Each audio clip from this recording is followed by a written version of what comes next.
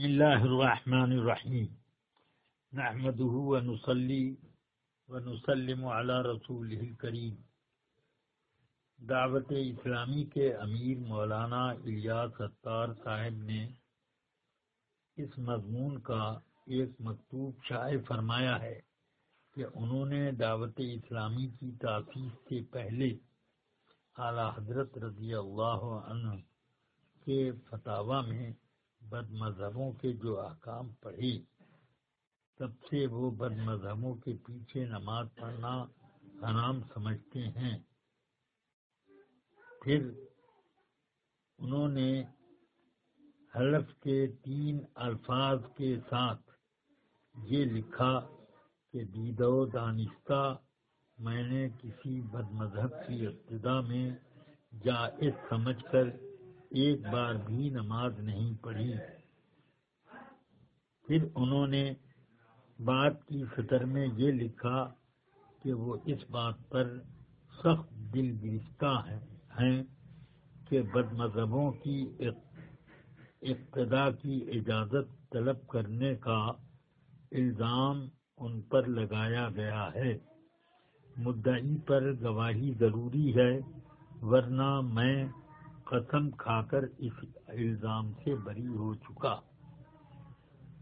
اتار صاحب کے اس بیان پر مجھے سخت حیرت ہے کہ انہوں نے بیان عام تو دے دیا مگر مجھ سے اس سلسلے میں کوئی رابطہ نہ کیا، نہ گواہی طلب کی، بلکہ اس واقعے کا نہ انکار کیا، نہ انکار پر قسم کھائی، اور قسم کھائی بھی تو نماز نہ پڑھنے پر، نہ کہ دیوبندیوں کی ابتداء میں نماز کی اجازت طلب کرنے پر۔ مولانا کے اس مکتوب پر کچھ کلام پیش خدمت ہے۔ نمبر 1، تقریباً 25 سال پہلے کراچی میں حاجی جمال گونڈل والے کے مکان پر مولانا الیاس صاحب مجھ سے ملاقات کو آئے۔ تنہائی میں ملاقات کی فرمائش کی، انتظام کیا گیا۔ آپ اور آپ کے باڈی گارڈ سید غلام عبدالقادر اور میں ایک جگہ بیٹھے، کوئی تیسرا نہ تھا۔ مجھ سے سوال کے لیے دونوں آپس میں ایک دوسرے پر ٹالتے رہے۔ بالآخر سید غلام عبدالقادر نے مجھ سے کہا کہ آپ ہمیں اس بات کی اجازت دیں کہ تبلیغی ضرورت کے لیے ہم لوگ دیوبندی امام کے پیچھے نماز پڑھ لیں، کہ اس کے بغیر تبلیغ ممکن نہیں۔ میں نے انہیں منع کیا مگر وہ اصرار کرتے رہے تو میں سخت لہجے میں ان سے بولا کہ اشاعت دین کے لیے حرام اور کفر کا راستہ اختیار کرنے کی اجازت نہیں۔ اس پر مولانا الیاس نے سید صاحب کو اصرار کرنے سے روکا۔ ایک طرف مولانا تنہائی ضروری سمجھتے ہیں اور دوسری طرف گواہی کا مطالبہ بھی فرماتے ہیں۔ میری طرف سے ان کو ہدایت ہے کہ آئندہ علماء اہل سنت سے تنہائی میں سوالات نہ کیا کریں۔ نمبر 2، 1995 عیسوی میں حج کے 4 روز بعد آپ نے ہوٹل الکعکی میں مجھ سے چند احباب کی موجودگی میں نصیحت کی فرمائش کی۔ میں نے ان سے کہا کہ کئی باتیں آپ سے کہنی ہیں مگر اس وقت 3 باتیں کہوں گا۔ ان میں پہلی بات یہ ہے، میں نے سنا ہے کہ آپ نجدی اماموں کے پیچھے نماز کے لیے کھڑے ہو جاتے ہیں۔ اگر ایسا ہے تو بعد آئیں اور استغفار کریں۔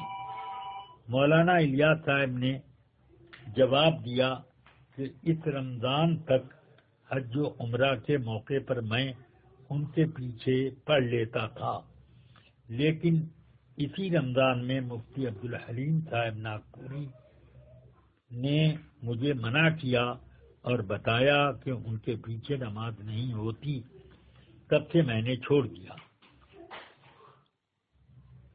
اب میرا سوال یہ ہے کہ کیا اس وقت تک آپ کو اعلی حضرت کے فتویٰ پر عمل کرنے کا شوق نہ تھا، یا ان نجدی اماموں کی بد مذہبی سے آپ ناواقف تھے؟ اگر یہ سب نہ تھا تو آپ کی قسم کا کیا حکم ہے؟ انکار کی صورت میں آپ بمبئی میں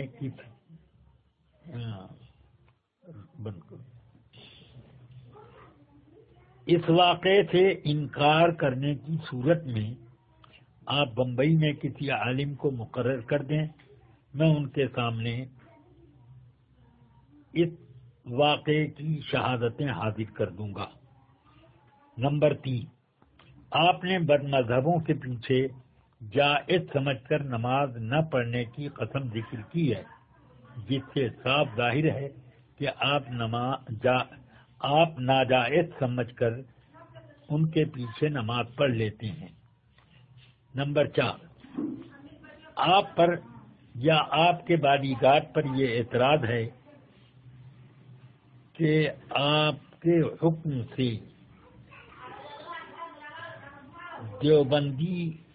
دیوبندیوں کے پیچھے نماز کی اجازت طلب کی گئی، اس سے نہ آپ نے اپنے مکتوب میں انکار کیا نہ انکار پر قسم کھائی، تو آپ نماز نہ پڑھنے کی قسم کھا کر طلب اجازت کے الزام سے کیوں کر بری ہو گئے، وہ بھی بے مطالبے کی قسم سے؟